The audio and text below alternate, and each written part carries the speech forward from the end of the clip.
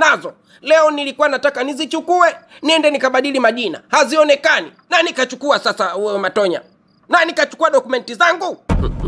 Mimi sijui kwa kweli dada. Na hii ndo mara yangu ya kwanza kuingia chumbani kwako. Sijawahi kuingia humo chumbani. Kwa hiyo nakuomba dada, hebu fikiria vizuri, dokumenti uliweka wapi?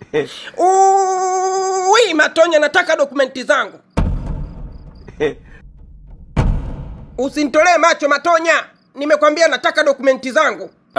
Dada, unajua unanikosea sana. Unanikosea very very much. Kwa sababu mimi nichukue dokumenti zako nizipeleke wapi? Kwanza si dokumenti zako, ni dokumenti zetu. Kwa sababu nikikuibia wewe, ni sawasawa nimejibia mimi. Wewe ni dada yangu, toka ntoke damu yangu. Siwezi kukuibia dokumenti mimi. Ndio maana nimekwambia dada, hebu kumbuka vizuri. Ni wapi uliweka dokumenti wewe?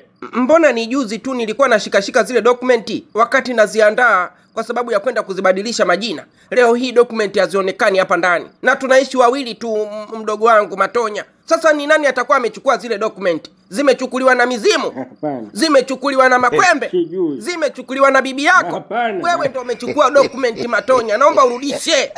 Dada yangu Bikachala, unajua mimi nakuheshimu sana. Lakini naona sasa wewe unataka kunivunjia heshima. Tumeanza kufanya wote kwa pamoja hili dili toka kitambo sana. Unaniagiza kazi, nazifanya kwa weledi mkubwa.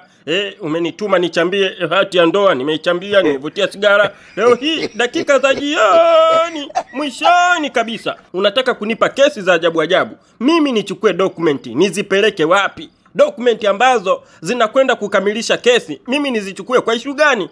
Mbona unataka kunipa kesi za ajabu ajabu dada? Huo ni uzembe wako mwenyewe. Uliweka wapi dokumenti wewe? Usibinuke dada. Remember, you have to remember, where did you put the copyright document? Umeziweka wapi zile karatasi za muhimu? Tena nakwambia ukumbuke mapema kabla hujafikishwa kizimbani. Jamani, hati miliki. Niliziweka wapi? Niliweka wapi zile karatasi? Nakumbuka mara ya mwisho nilizishika katika mikono yangu hii miwili, nakumbuka. Lakini sikumbuki niliziweka wapi.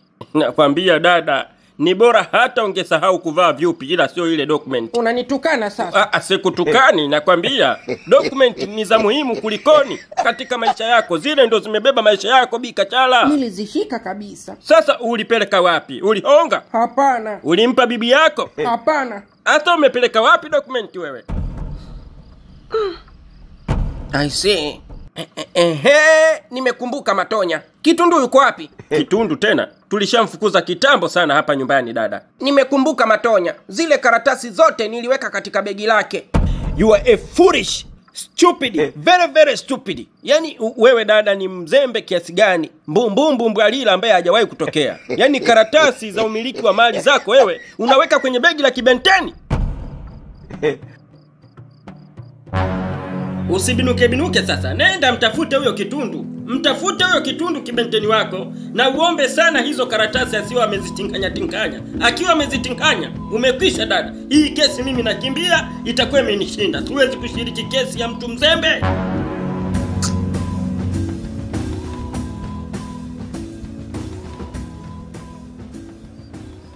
Yani mimi hadi nachanganikiwa kwa kweli. Nachanganikiwa. Kwa sababu hizi ni karatasi hizi hatimiliki. Na hatimiliki hizi zimeandikwa Hasani Hamdala Kibinu. Ina maana kwamba zile mali anazomiliki Bikachala si za kwake, ni za huyu bwana Hasani Hamdala Kibinu. Sasa kwa nini aziweke kwenye begi langu? Ana nia gani na mimi Bikachala kuniwekea hizi hati za miliki za mali ambazo si za kwake kwenye begi langu mimi? Au anataka kuniuzia kesi kinyabumbu? Nauziwa kesi mimi. Ndio ule msemo wa Swahili unaosema hivi, ameuziwa gunia kwenye mbuzi. Uza mbuzi kwenye gunia, muuzieni Kitundu. Kitundu kauziwa mbuzi kwenye gunia. Yala we. Askari nao ndo hao wamekuja kunikamata. Yala Maulana toba. Mama. We nani? Aishe damu yako Shemtoi. Kumbe Shemtoi familia. Shauri jua nani? Ingia damu yangu, mlango uko wazi, choma ndina. Asante. Aisee, vipi rafiki yangu, unaendeleaje? Ndio kama unavyoniona tena ndugu yangu. Nilizipokea taarifa zako kwa masikitiko makubwa sana. Watu wananambia walitaka wamvunje kipembe mnato bwana. Sasa katika kujitetea huku na kule, bahati nzuri wakamgodiola shingo. Nikasema aisee, ni maumivu moyoni.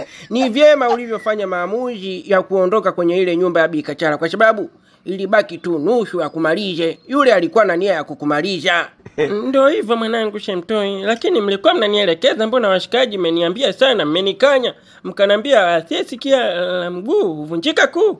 Vunja kuu kwa mguu ambao una mguu gani wa ajabu ambao ni mkamili.